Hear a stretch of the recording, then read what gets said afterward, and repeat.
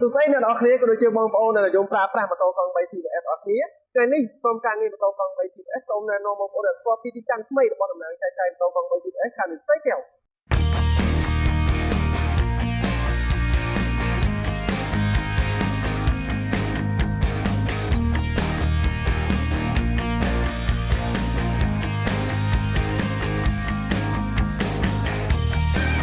ជាមួយនឹងដំណើរចែកចាយសាខាខណ្ឌនិស័យកែវមានផ្ដល់ជូនសេវាកម្មជាច្រើនដូចជាលក់ម៉ូតូកង់ 3 ថ្មីវាយដូរឡើងស៊េរីបោះរំលោះជាមួយនឹងលក្ខខណ្ឌនិងឯកសារងាយៗ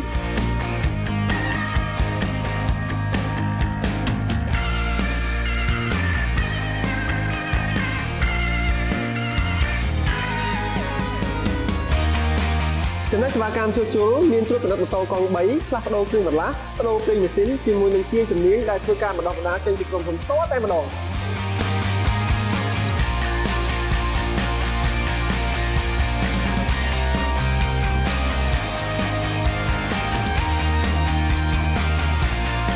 សម្រាប់បងប្អូនដែលមានបំណងចង់ទិញនៅម៉ូតូកង់ 3 ថ្មីបងប្អូនអាចអញ្ជើញមកទីតាំងដំណើរចែកចាយម៉ូតូកង់ 3 TVS ខណ្ឌនិស័យកែវផ្ទាល់បានលោកអ្នកនឹងទទួលបានប្រូម៉ូសិននិងការថែមជូនដ៏ច្រើនសន្ធឹកសន្ធាប់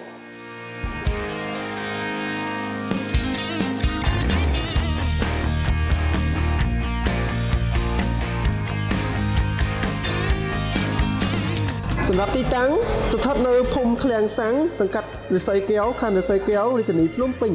ឬក៏បងប្អូនអាចធ្វើដំណើរចេញពីស្តុបបឹងកក់មកត្រង់កាត់មុខវត្តទូសង្កែចម្ងាយ3គីឡូម៉ែត្រឬក៏អាចទំនាក់ទំនងតាមលេខទូរស័ព្ទ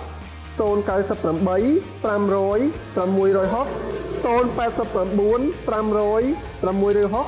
088 5500 660